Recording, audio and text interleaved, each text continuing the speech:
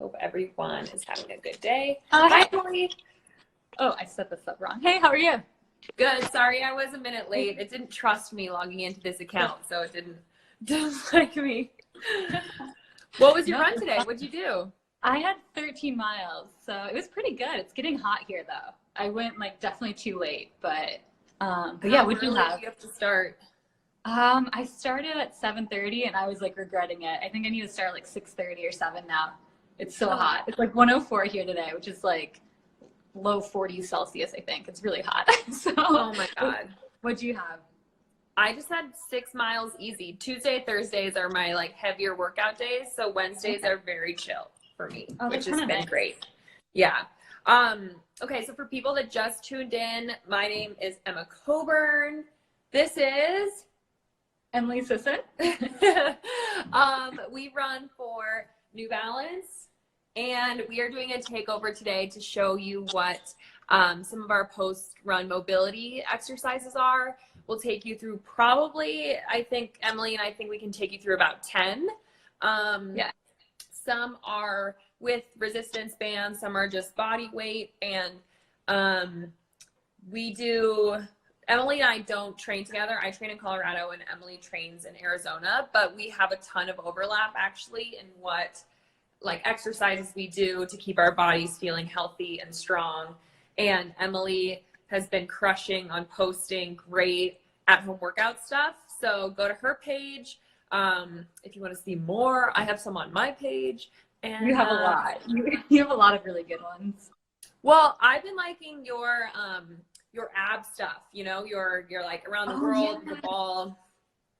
I think you probably like them because I don't do like crunches and stuff like that. I do things that are like standing. I mean, almost anything I do, I'm trying to activate my core. So when everyone like messages and asks for like ab workouts, I'm like, everything I'm doing, I'm trying to like activate my core and like have good posture in almost every exercise that I do. So it's not just like crunches. I never do crunches. So I know. It's like doing a lunge is a great like ab exercise. It is. Yeah. All right. So I am going to move my little tripod onto the ground so you can see. That's a good idea. Emily, do you want to take us through our very first exercise, and then I'll do one, and then you and I will just trade off?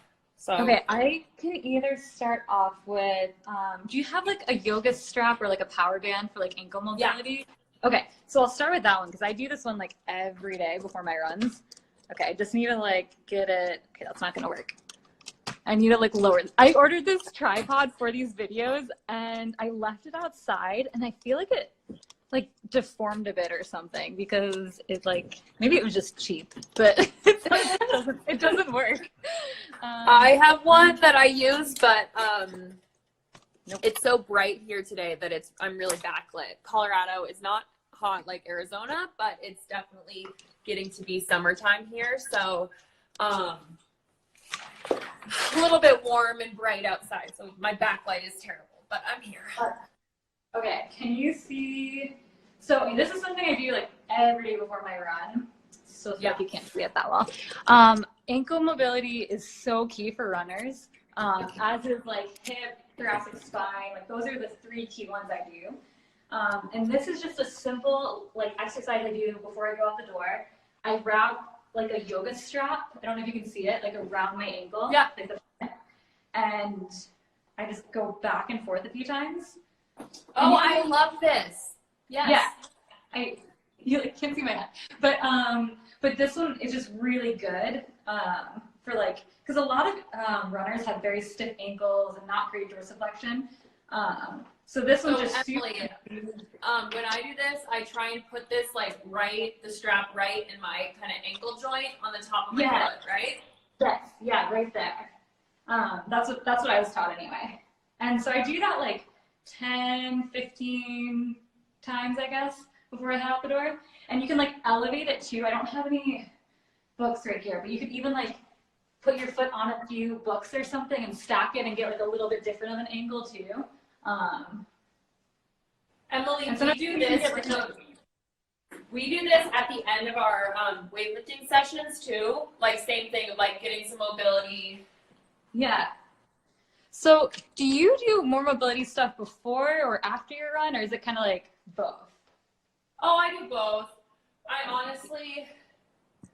I do most probably after, but that's, some days I wake up and I feel more sore or more tired. So I do more. But that exercise that we're doing now is super great. Like Emily said, if you have stiff ankles, if you have like some chronic ankle Achilles problems, I think that's nice. Yeah. Okay, so my exercise that I'm going to show is literally just sitting on your ankles. I told Emily I was going to do this and I sent her a picture. So I'm going to be going up and down with my camera, by the way, everyone. Sorry. I know. I'm like trying to figure out how to. Well, it's just, we move around so much. So this is literally just putting your feet here and sitting on your ankles. And She loves this one. I like this one because it's, while I'm sitting in this position, I can like work on some good breathing.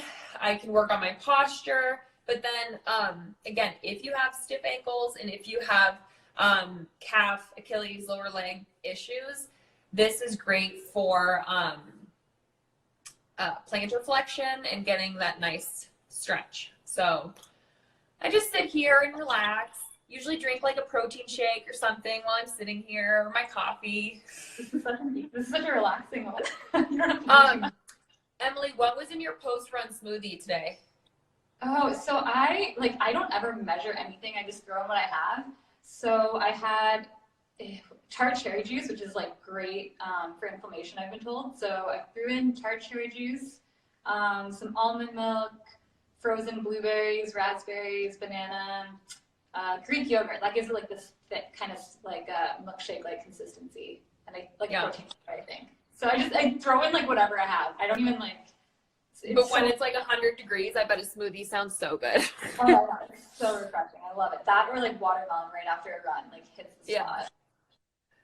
So I usually sit here for like 30, 45 seconds a minute. Sometimes I'll sit here for like 3 or 4 minutes and just watch TV, but we don't got time for that. So let's move on to our next one. Emily, do you want to show us another one? So I've actually got this here. Do you have a foam roller, or I have your boss ball too? Do you have like a peanut? Oh, yeah, I have a peanut. Okay, I'll grab the peanut. So thoracic mobility is like the third one. Yeah, I've got that one. Is it called the boss ball, or is it called, I thought that's what it was called. I don't know what I call it. I think I sell it for like mobility roller, but I like calling it a boss ball. That's way better. We're gonna rename it, Emily. You just created that. You can also I use this mainly for thoracic mobility. It's actually pretty. I use it on like my calves and stuff too. But for me, thoracic mobility is so important because, especially as I train for marathons, I get really stiff like all over. Yeah, I'm listening. I'm sorry. Oh, don't worry. So like the stiffer I kind of get upper body, I'll start feeling like I'm what's the word? Like shuffling more on my runs and like maybe not like quite as smooth. So to like kind of help with that, I'll do a lot of thoracic mobility stuff. And I also get headaches that I have to stay on top of with all of this. So what I do is I like placing this under my back and like kind of mid back. And I don't know if you're supposed to do it in a certain way, but I kind of just move my arms. Probably should move over. Like side to side, like up and down. Like you can even do like. Emily, am I putting this like below my sports bra, like in the middle of my back? Okay. Yeah, that's where I put mine, and then I move it kind of up and down. You can kind of feel yourself, like the spots that are like you'll often like find a spot that's kind of stiff or a little tight, and I'll like move it up and down. Oh yeah. Yeah. So. I feel it, Emily. I can sometimes like get like a little like crack or something. When you do this, you try and are your hips on the ground? So when I'm doing so I need to lay down and think about it. You don't want to be like arching your back too much, if that makes sense. Like I think you want you don't want to be arching your back too much. My hips are more on the ground. Do you do this one? Or do you use like? I should. This feels very good. Another way you can do it is like take a foam roller and kind of like go like up and down or like side to side, and then like roll that up your back. Oh, Emily, I need to do this. I sell these mobility rollers, and I only ever roll like my feet. This is so much better. It's also great for like your calf. Like that's another reason. Like my soleus gets so tight. I don't know why, but I like use it the most for my back. And maybe you could like look up and see like the exact way you're supposed to do it. That's just how I was taught and how I feel it works best. But I like it, so I think that's a good one. That's a great one. So, again, just a foam roller, a peanut. This is a mobility roller that I sell. Cool. That's a good one, Emily. I like when I got to my upper back. Whew, Yeah. I got some knots there. No, I definitely get really stiff up there. Yeah. So, I mean, I get it everywhere. Also, if you guys have any questions, I'm looking sporadically, so you can ask any questions you have for Emily, and I'm here. Okay, so the next stretch that I like to do, again, this is a combo of like stretching, like more strength drills, but it's all post-run. It's good to get your body feeling fluid and mobile and not stiff. I mean, we can all relate to finishing a run, getting home and like just sitting on the couch, and then an hour later you get up and you're just like creaky. So we try and avoid that. Okay, so the next one is called a couch stretch, which again is another stretch that both Emily and I do a lot. And this is great for your hip flexors, among other things. But you just go on the edge of your couch and put your knee on the ground like this, and then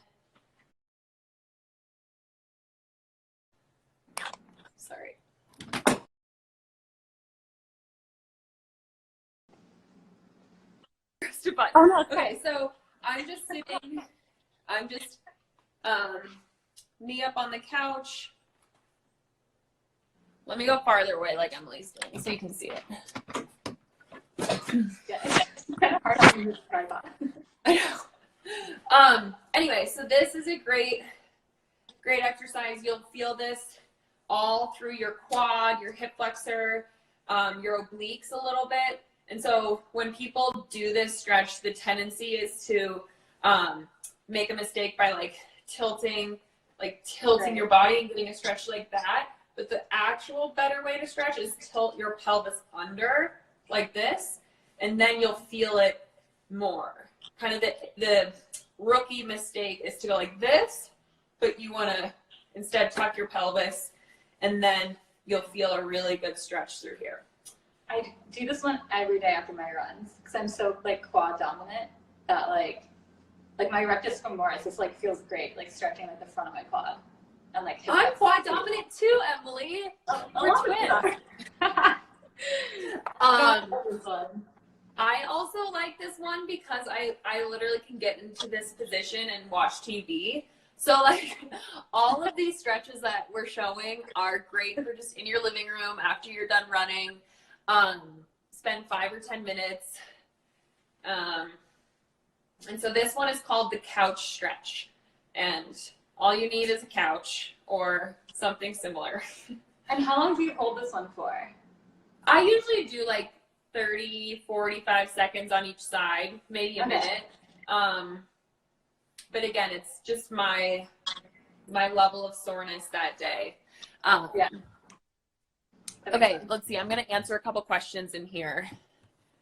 Let's see. How long do I hold each stretch? That was the question. Good question.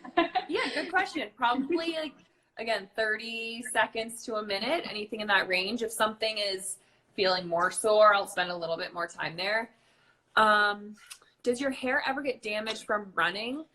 I don't wash my hair after every run or every day. So my hair seems pretty fine, but I live in a really dry climate where I don't sweat that much. I don't know. Emily, does your hair?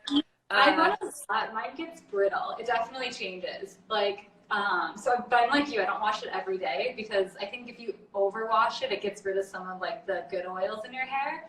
So I love dry shampoo. Like that's like my best friend. Yeah. Marathon buildups. What's your go-to dry shampoo? Oh, I actually bought the one you recommended. It's the fresh one. What's it called? The Lush. That one's good. Oh, Lush. Sorry, not fresh. Yeah. Yeah, the Lush one's good. And then the Bumble one's also good. Yeah, yeah. And that one smells nice. So. Yeah. I know. I like when they have a little scent to it to really mask the sweat. I know. It smells so bad. Okay. When you're running away today, it's hard though. So. Emily, what's our next exercise? So, do you want to do bridges? I just feel like that's such a good. Great. That's not really mobility, but that's really good post run. Get like your glutes firing. Okay. So this one's nice because you can do it with or without a band. I'm gonna do it with a band. I'm trying to figure out how to set this up. Okay. So I'm using my Emma band. But if you don't have one, it's fine. You don't need one. And I wrap it around above my knees.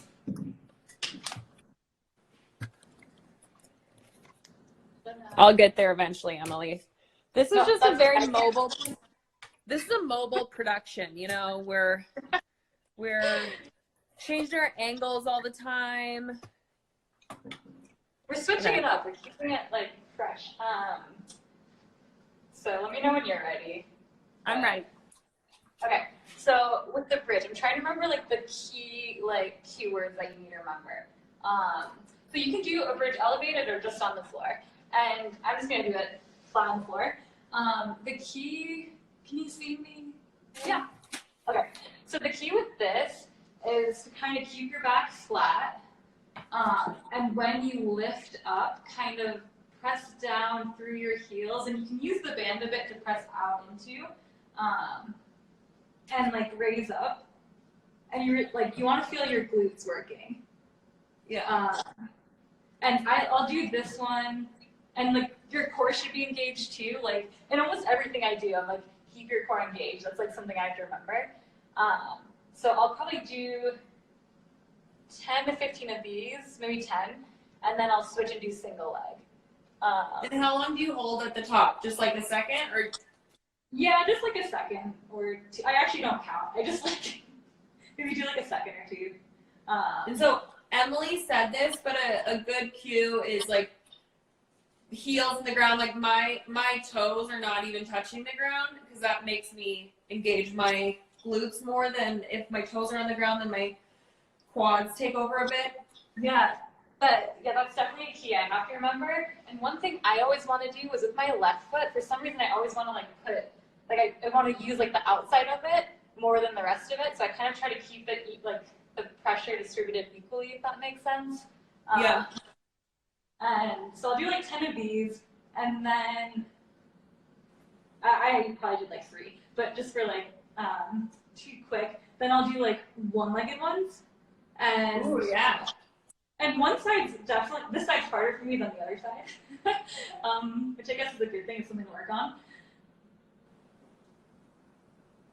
And then I'll see. Yeah, I have a stronger side too, and a weaker side. Yeah, my right side is definitely stronger. So I like that one. That's really good for glutes. Yeah. And again, like Emily said, that's like also a core exercise. Like when I was doing that, my abs were going. And so people are always like, yeah, what ab exercises do you do? I was like, well, no crunches, I can tell you that. What was I doing yesterday? I think I was doing like RDLs, and I'm like, okay, keep your core engaged. Like it's almost everything I do. You're trying not to like tilt too much or arch your back. You're always trying to like have good form. So yeah, so almost everything's pretty good for your core. Yeah. What do you have? Okay, let's do 2 quick banded exercises that Okay. are kind of variations of what Emily just did. But let's do bird dogs and dead bugs, which you can use a band or you can use a band. But let's start with dead bugs with a band around your ankles.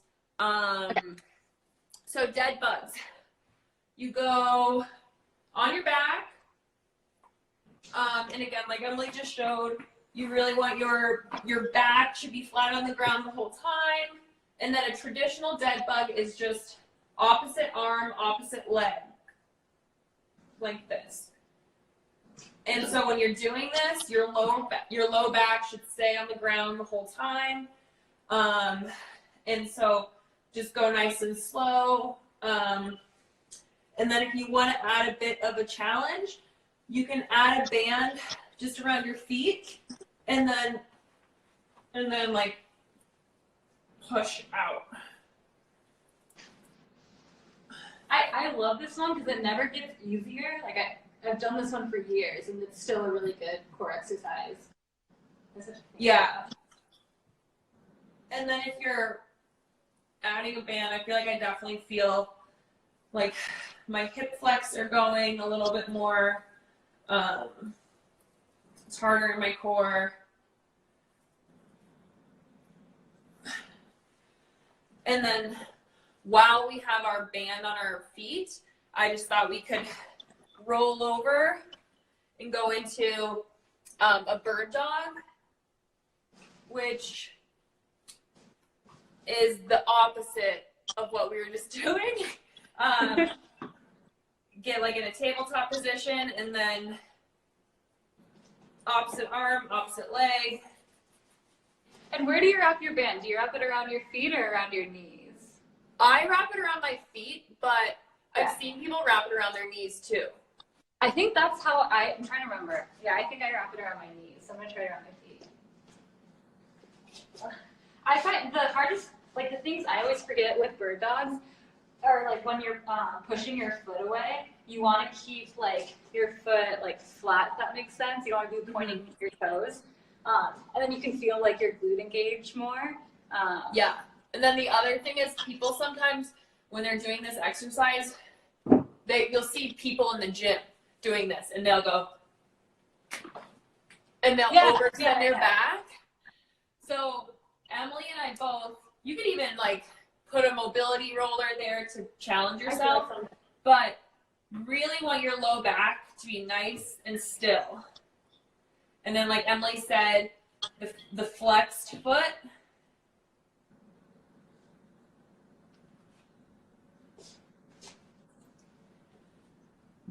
So bird dog and dead bugs are kind of opposites, but the same.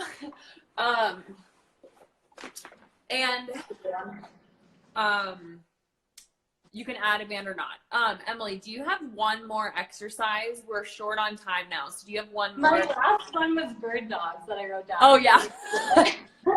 I have other ones, but I have to look at my phone what they were. I think that's different stretches. But. Yeah. One stretch that I have been doing recently that I really like is a Spiderman march. Which is just, it's just in a plank position or a elevated plank. And then you just lunge up and you just get a little stretch. I feel like I do that in yoga. Yeah, this is almost like part of a yoga fluid series. But you should just get a little bit in your hip flexor, in your adductor, groin, glute. Okay. Does your knee go inside or outside your hand? Is that? My knee goes outside my arm, yeah. And then I just stretch for a sec and then tilt over, yeah. Don't know if I did that right. Okay, let's see. I'm going to answer a couple questions here. How long do you wait to do core strength exercises post-run? I don't wait at all. I just go right into it. I know. Yeah, the longer you wait, the less likely you're going to do it. Yeah. I just think it's important to make sure like you get some fuel in you Yes. post-run, pre-lift, whether that's like a smoothie, a protein shake, a bar, whatever. Emily, what's your favorite race to run? Oh, I get asked that a lot. So I'm lucky. I actually love racing so many distances. I want to run more marathons though, just because I feel like that's a whole new challenge to me. So yeah, probably I'd say the marathons I look forward to the most, but I love like anything 5K and up. What about you? People. So this was a question, I just scrolled up a little bit. For the single leg bridge, do you touch your butt all the way to the floor each time or not? Yes. Yeah, I do. I go all the way back down, right? Mm-hmm. Yeah, that's what I do. What about your favorite core exercises other than what we were just saying? Like everything's a core exercises. Emily, do you have any like specific go-to isolated core exercises?